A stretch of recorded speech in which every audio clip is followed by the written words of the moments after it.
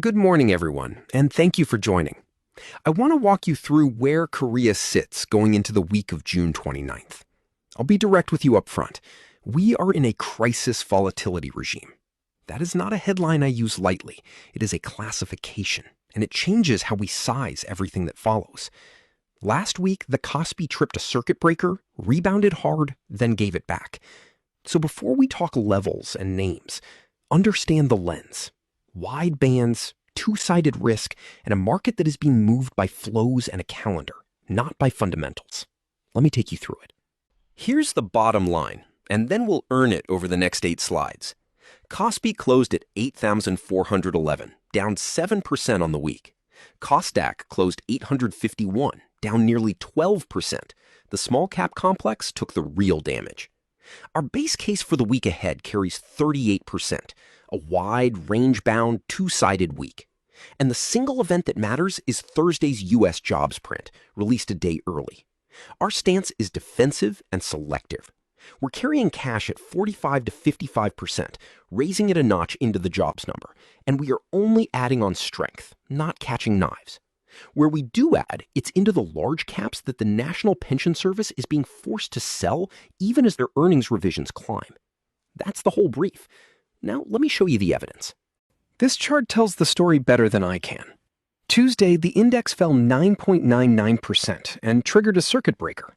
That's rebalancing, leveraged ETF unwinds, and a fresh rate hike scare all hitting at once.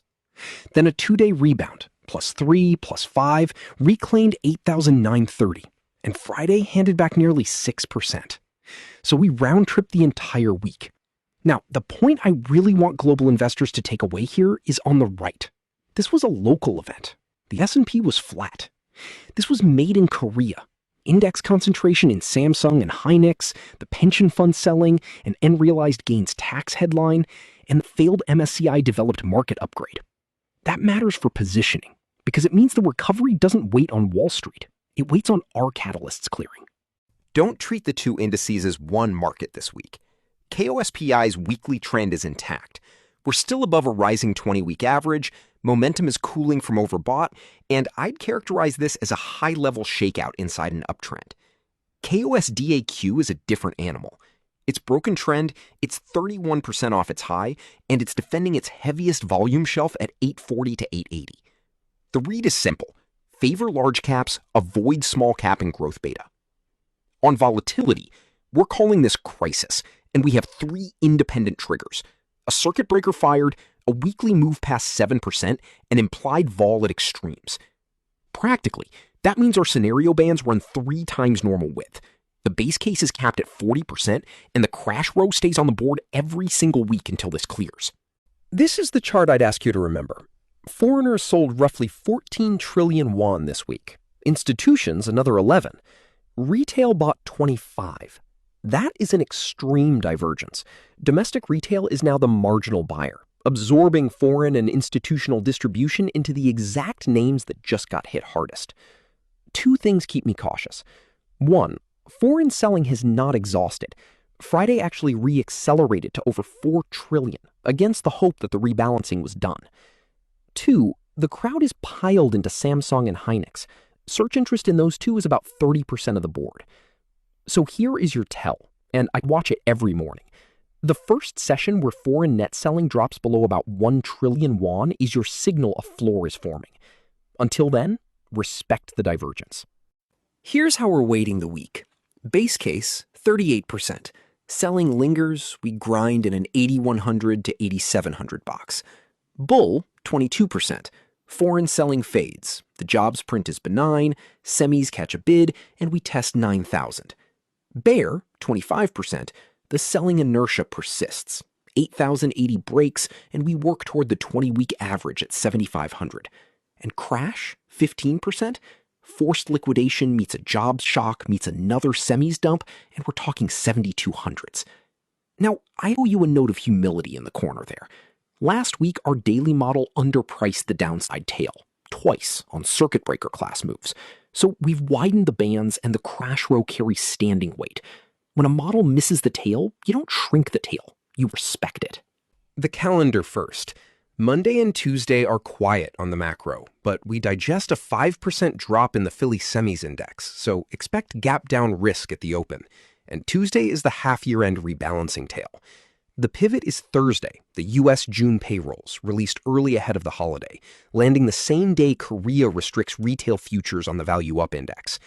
Friday is a thin half-day U.S. session, so Korea trades that jobs number on low liquidity. On levels, and this is what we hand to the daily desk. Resistance 8,800 to 8,930, then 9,000. Support 8,080 is the line. Lose it and you're a bear with 7,500 below.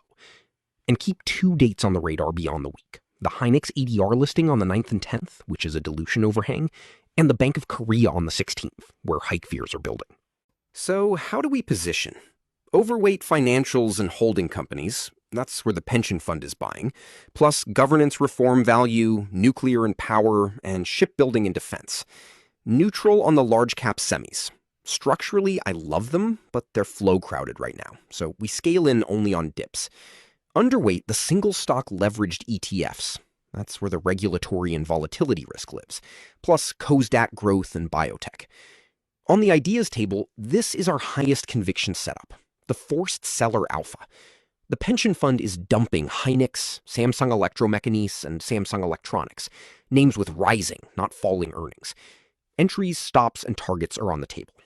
One flag, Hynix carries that ADR dilution into the 10th, and these stops are deliberately wide because the regime demands it.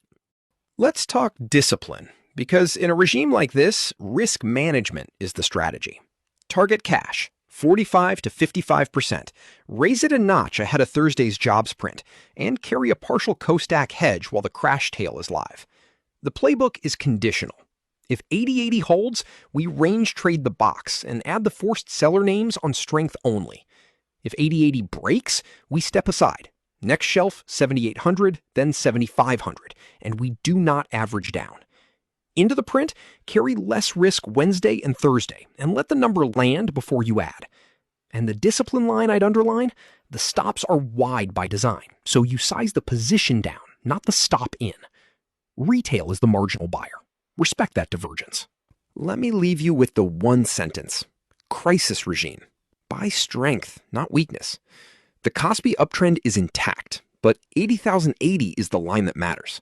Base case is a wide, two-sided basing week. Thursday's jobs print is the pivot, and the downside tails stay live. Foreign selling hasn't exhausted, and retail is the marginal buyer. So we accumulate the pension-forced large caps only on strength, keep cash near 50%, and respect a crash tail until the foreign flow turn confirms. Three things to watch all week. 80,080 as the floor, the 2nd of July as the pivot, and your own cash discipline. As always, this is our framework, not a forecast, and not investment advice. Happy to take questions.